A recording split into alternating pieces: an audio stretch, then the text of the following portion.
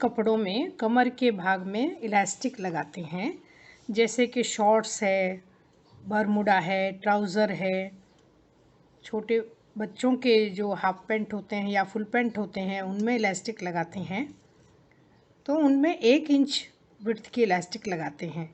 Skirts में भी elastic लगाते हैं, तो वहाँ पर भी 1 इंच विड्थ की इलास्टिक लगाते हैं। छोटे बच्चों के कपड़ों में आधा इंच की इलास्टिक भी लगा सकते हैं। जो ये 1/4 इंच इलास्टिक होती है, ये थोड़ी ढीली होती है, ये उतनी टाइट नहीं होती। ये कभी कभी स्लीव्स के बॉर्डर में लगाते हैं, स्लीव बॉटम मेज़रमेंट में, ताकि ये गैदर बन जाती है। और कभी कभी स्मोकिंग के लिए या फिर जहाँ पर हमें बहुत लूज़ इलास्टिक चाहिए, वहाँ पर इस 1/8 मेज़रमेंट की इलास्टिक भी लगा सकते हैं। ट्राउज़र या शॉर्ट्स या स्कर्ट्स में या शलवार में, किसी में भी कमर पर अगर चारों तरफ आगे पीछे दोनों तरफ इलास्टिक लगाना हो, तो इलास्टिक का कैलकुलेशन इस तरह से किया जाता है। 3/4 भाग इलास्टिक होता है और जो कमर का कुल नाप है उसका 3/4 भाग, उसमें 1 इंच और ज़्यादा लिया जाता है इलास्टिक। कमर पर इलास्टिक फिनिश करने के लिए केसिंग जोड़ते हैं, एक कमर की पट्टी जोड़ते हैं। ये कमर के नाप के हिसाब से, जितना गारमेंट में, जितना ड्रेस आपके ट्राउज़र या शॉर्ट या स्कर्ट में जितना कमर है, उसके हिसाब से ये पट्टी लेंगे। और इसके साथ ही इसकी जो चौड़ाई है, ये चौड़ाई आपका इलास्टिक जितना है उससे दुगना और 1 इंच ज़्यादा।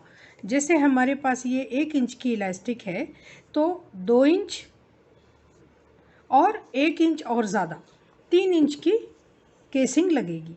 इस तरह से 3 इंच की लंबाई चाहिए और आपके कपड़े में जितना कमर है उसके हिसाब से इसकी चौड़ाई चाहिए। पहले केसिंग को इस तरह से जोड़ करके इसको राउंड बना लेंगे, गोल बना लेंगे।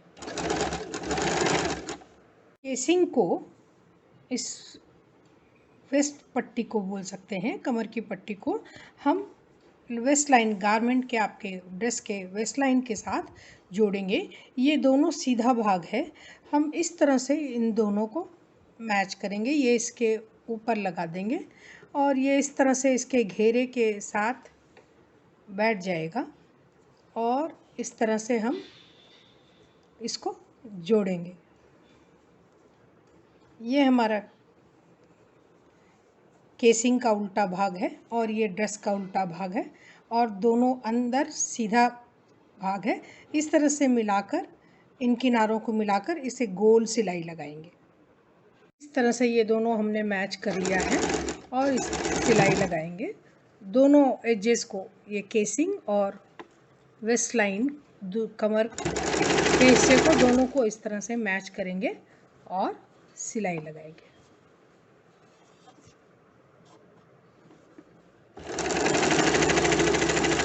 इस तरह से सिलाई लगाएंगे।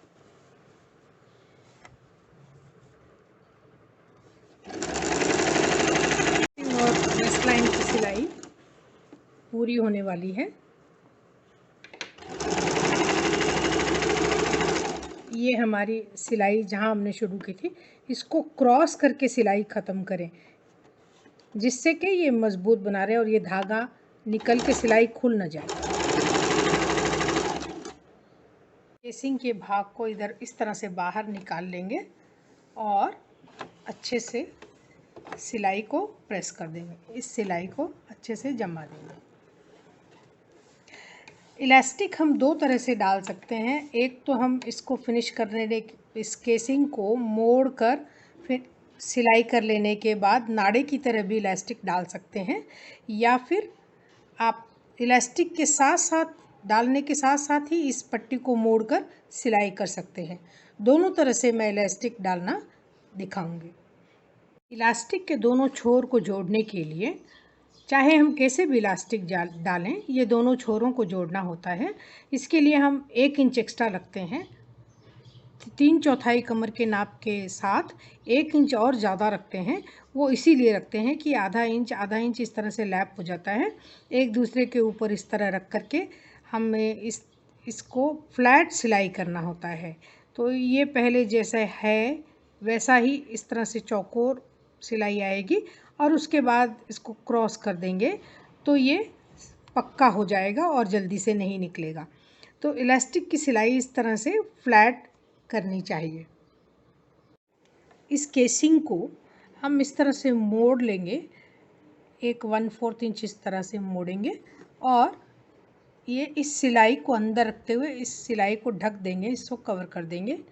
और आपकी जो सीम लाइन है इससे थोड़ा ज़्यादा इस तरह से फोल्ड लगाएंगे और इसको पिन लगा दीजिए।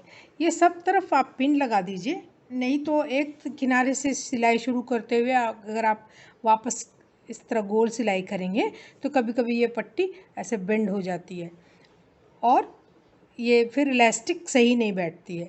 इसके लिए पहले पिन लगा लीजिए ताकि ये इस पट्टी को जहाँ फॉल होना है, जहाँ इसको आना चाहिए ठीक वहीं आएगी, तो ये पट्टी सीधी रहेगी, बेंड नहीं होगी, टेढ़ी नहीं होगी।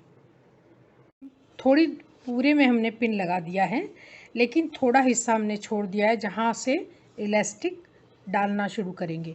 तो इलास्टिक को ये जो हमारी सिलाई है इससे थोड़ा दूर रखेंगे, करीब 1/8 इंच थोड़ा सा दूर रख के इस तरह से रखेंगे जिससे कि इलास्टिक सिलाई ना हो जाए, इसके साथ सिलाई नहीं होनी चाहिए। तो हम इसको थोड़ा दूर रखेंगे और इस पट्टी को मोड़ेंगे, इसके किनारों को भी इस तरह से मोड़ेंगे और आप ये जो हमारी जोड़ है यहाँ तक हम इसको रख के पिन लगा देंगे और यहीं से सिलाई शुरू करेंगे। ध्यान रहे कि इलास्टिक स्टिच नहीं होना है, केवल ये पट्टी स्टिच होनी है। सिलाई लगाएंगे और ध्यान रहे कि इलास्टिक न जुड़े। थोड़ा इलास्टिक हमारी गोल है तो इसको हम थोड़ा थोड़ा बिठाते जाएंगे और थोड़ा थोड़ा सिलते जाएंगे। मैं एक बार फिर बताना चाहूँगी कि इलास्टिक को इस जोड़ से थोड़ा दूर रखेंगे, उसके बाद इस जोड़ वाले हिस्से को अंदर रखेंगे और इस एजेस को फोल्ड करेंगे और इस पर रखकर सिलाई करेंगे।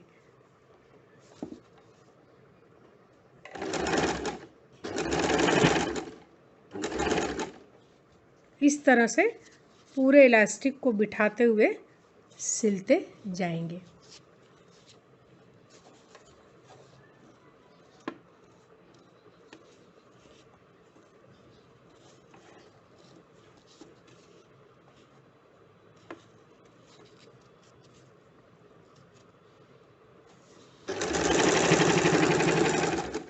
जैसे ये ऑल पिन आएगी तो इसको निकाल देंगे। ये ऑल पिन हमने इसलिए लगाई थी ताकि ये पट्टी बेंड ना हो। जब इलास्टिक सिलते सिलते टाइट हो जाए तो इस इलास्टिक को खींच लें और ये गैदर अपने आप उधर चली जाएगी और आपकी सिलाई सीधी आएगी। आपको पट्टी जो है वो सीधी ही बिठानी पड़ेगी। इस इलास्टिक को खींच लें और इसको सीधा बना के और फिर से जैसे हम बिठा रहे थे वैसे ही बिठा के आप सिलाई करते जाइए। इस तरह से पूरे कमर में ये गोल इलास्टिक सिल जाएगी। मैं दिखाना चाहूँगी। पहले इसको खींचकर इस पट्टी को, इस केसिंग को अच्छी तरह से ले आइए। उसके बाद इस इलास्टिक को आपकी सिलाई से थोड़ी सी दूर पर इस तरह से रखिए और आपकी सीम लाइन को इसके ऊपर रख दीजिए। इसके बाद इस पट्टी को थोड़ा सा मोड़ के इस तरह से रखेंगे और बिल्कुल किनारों पर सिलाई करेंगे।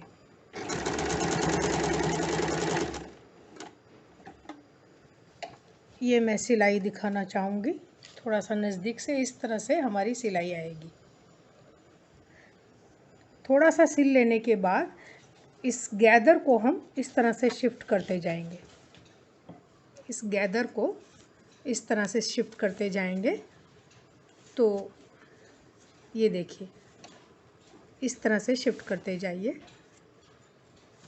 तो यहाँ पर सिलाई आपकी सीधी और आराम से हो पाएगी। सिलाई अब पूरी होने वाली है। इस सिलाई से जहाँ से हमने शुरू किया था इसको क्रॉस करने के बाद ही आप सिलाई ख़त्म करें। ऐसे पूरे वेस्ट लाइन पे इलास्टिक स्टिच हो जाता है और इसको आप गैदर को एडजस्ट कर सकते हैं कि ताकि पूरे कमर पर इवन गैदर बन जाए। इसके बाद इसके ऊपर एक टॉप स्टिच लगाएंगे। इलास्टिक डालने का एक और तरीका है कि पहले केसिंग को इस तरह से स्टिच करके पूरा कर लेते हैं और थोड़ा सा हिस्सा खुला छोड़ देते हैं जहाँ से इलास्टिक को नाड़े की तरह डाल सकते हैं। ये इलास्टिक को आप सेफ्टी पिन की मदद से इस तरह से नाड़े की तरह डाला जा सकता है। इस केसिंग को मैंने पहले ही स्टिचिंग करके पूरा कर लिया है और इस तरह से नाड़े की तरह इलास्टिक डालेंगे।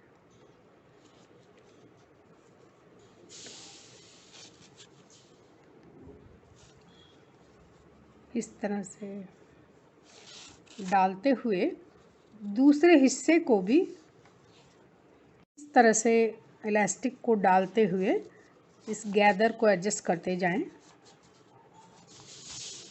और इलास्टिक के दूसरे वाले हिस्से को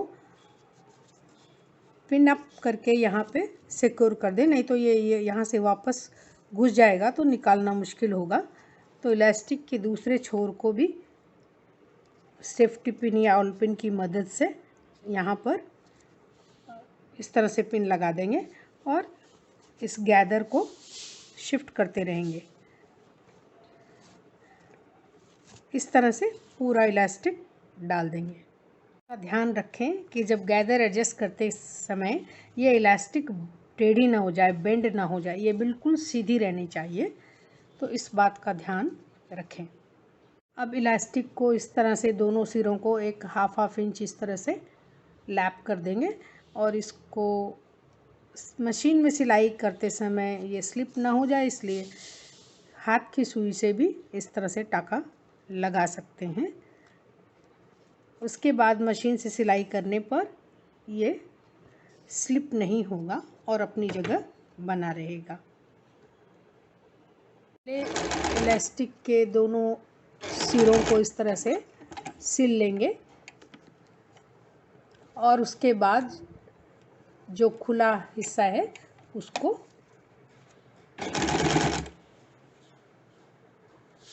सिलाई करके बंद करेंगे। इलास्टिक के छोरों को इस तरह से जोड़ लेंगे और इस तरह से खींचते हुए खुले वाले हिस्से को सिलाई करके पूरा करेंगे।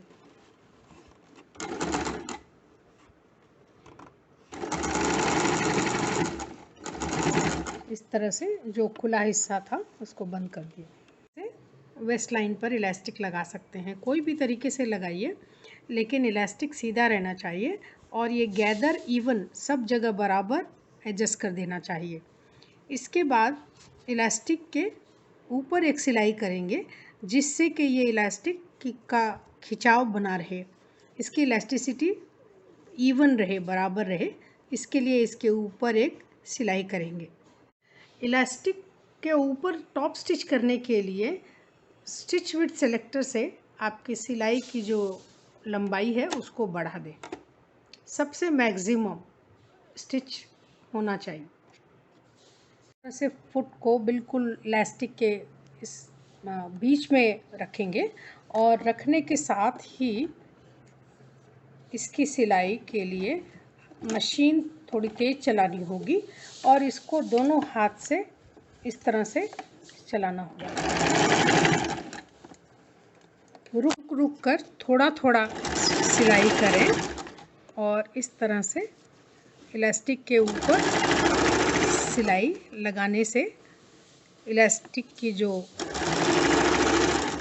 इलास्टिसिटी है, जो खिंचाव है, वो बराबर इवन बना रहेगा और इलास्टिक अपनी जगह से इधर उधर सरकेगी नहीं।